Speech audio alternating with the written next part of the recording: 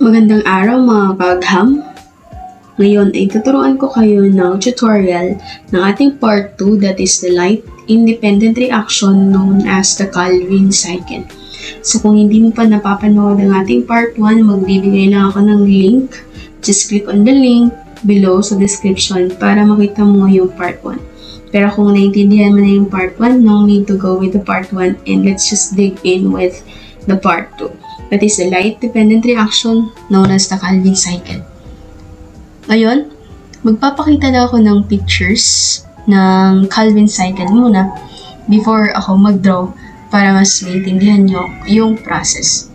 So, sa Calvin cycle, of course, yung main point dito is to produce a sugar, that is the glucose. Or should we say, nandito sa picture is carbohydrates or sugars. So, meron tayong, sa other references, meron tayong 3 steps. And dito sa first picture, makikita nyo meron tayong 4 na steps. But still, in other references, parehas lang naman yan. So, ito yung makikita na steps. And another picture is this portion. So, this is 3 steps. Meron tayong first step, that is a carbon fixation.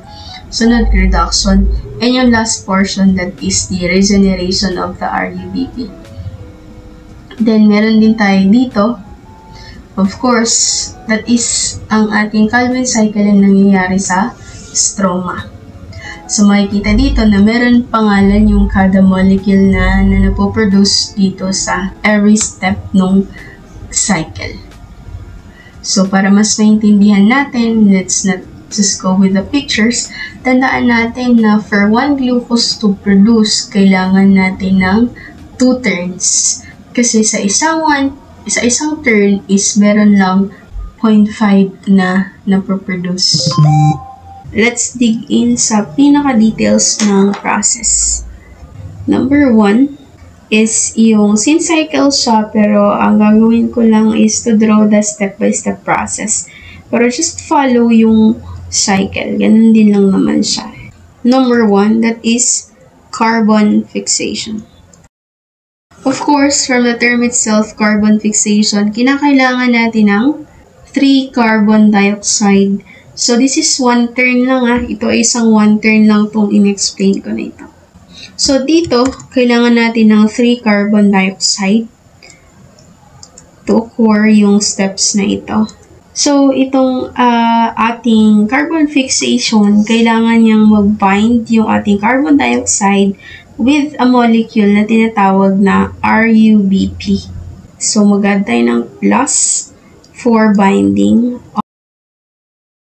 So, itong process na to ay nagre-require ng enzyme na tinatawag nating Rubisco in order na mag-undergo yung process ng kanilang binding. So, tinatawag natin yung enzyme na ito na Rubisco. So, yun nga, as long as nag-bind silang dalawa, ay gumagawa siya ng 6 carbon compound. Pero, unstable yun. So, immediately, magbe-break down yung 6 carbon compound na yun into 2. So, big sabihin, dito sa 1, pag-bind nitong isang carbon dioxide, ay makakaproduce siya ng 3 carbon compound that is already 6 carbon compound. So, tinatawag natin yung molecule na ito na 3-GPA. 3-GPA. So, ganun din dito sa isang carbon dioxide. Now, ito na yung first step. So, nakaproduce siya ng 3-GPA. That is 6 in every carbon dioxide. So, ang next natin is yung activation and reduction process. Depende sa inyong reference kung ano yung gamit nyo. Kung reduction lang ba siya or activation reduction. So, kayo nang bahala. But still, that is the same. So, yun yung pangalawa natin. Kailangan mag-activate ni 3-GPA and ma-energize para ma-produce yung pinaka-importanting molecule na kinakailangan para dito sa purpose ng process na ito. So, itong 3-GPA, kung maalala nyo yung ATP na na-produce doon sa ating first step, that is the light-dependent reaction, yun yung gagamitin now here papunta dito sa process na ito. So, para ma-activate itong 3-GPA, gagamit tayo, that is the activation process, kinakailangan natin ng ATP. Tapos sa reduction, kailangan natin ng NADPH. So, dito sa 3-GPA, kailangan niya mag-bind or kailangan niya ma-activate gamit ang ATP. So, ibig sabihin, sa kada isang 3-GPA, kailangan niya ng isang ATP. So, yun, ma-activate ngayon yung ating 3-GPA. So, ibig sabihin, magagamit natin yung energy dito sa ATP na ito. So, itong ATP, kapag nagamit na yung energy ng ating ATP, magbabalik siya ulit sa kanyang original form, that is the adenosine diphosphate, ADP. Dahil nga nagamit na siya. Nagamit na yung isang phosphate. At ma-energize yung ating 3-GPA.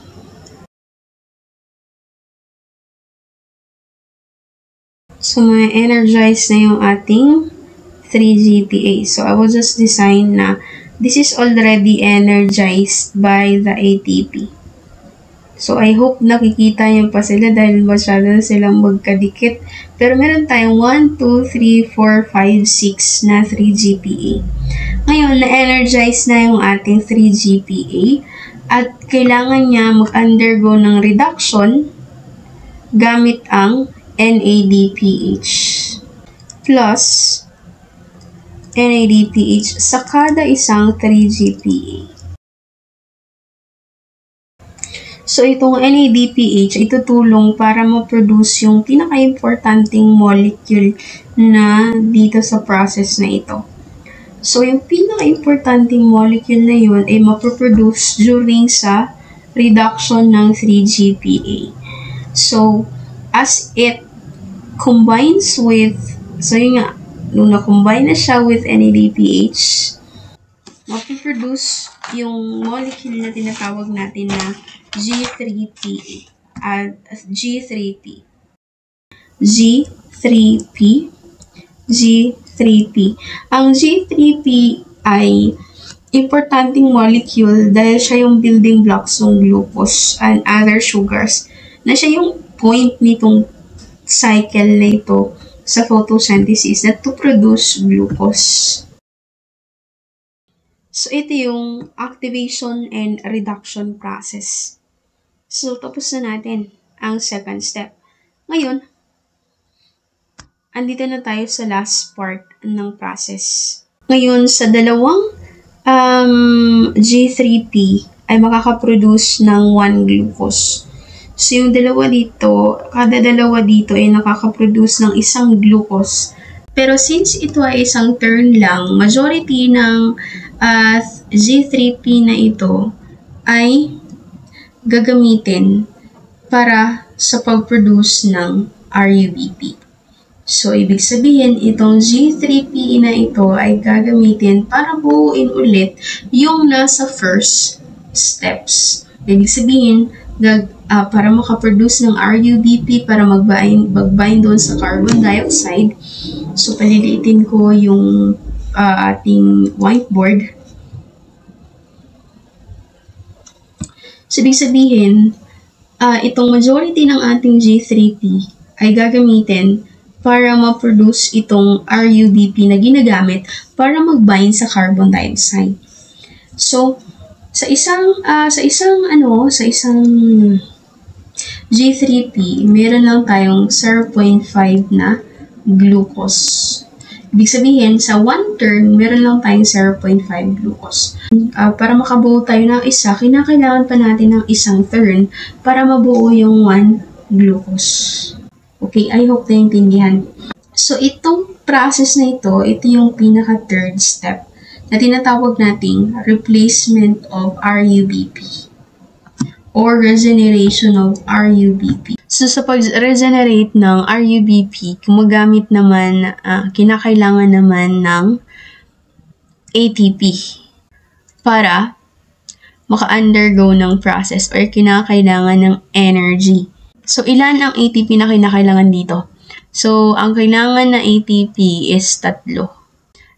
Pag i-combine natin yung dalawang ito, meron siyang 6-carbon compound. So, ang glucose natin is a 6-carbon compound. So, kailangan muna ng another turn para makabuo ng isang glucose. So, kaya kailangan 2 turns para mabuo yung ating glucose. So, again, ilang ATP ang nagamit? So, kung mapapansin mo dito, step 2, meron tayong nagamit na 6. So, this is only 1 turn. And may nagamit din na NADPH, that is also 6. So, 6 NADPH and 6 ATP dito sa the second step. And adding this 3 ATP dito sa ating 6 ATP, meron tayong 9 ATP. So, kung sumatotal, kung makakabuo tayo ng 1 glucose, ang nagamit na ATP is 18. And ang nagamit na NADPH is 12. Since kinakailangan natin ng another turn para mabuo yung pinaka-importanting molecule dito sa process na ito, that is the glucose and other sugars. That is ATP. 18 ATP at saka 12 NADPH. So, kung gustong malaman kung anong pangalan, nandito lang. But take note again, it takes 2 turns para makabuo ng 1 glucose and other sugars. So, I hope may natutunan kayo sa ating tutorial ngayon. Kung meron kayong mga katanungan, kung meron kayong mga gustong i-recommend na mga topic, feel free to comment on the comment section. So, for the subscribers, thank you very much for subscribing, and for the viewers, thank you for viewing my tutorial. So, kung ano po yung naiintindihan niyo sa akin, that will be a blessing to me. But then, thank you very much for viewing my tutorial. So, I hope may natutunan kayo. Hanggang sa muli mga kaagham. Paalam!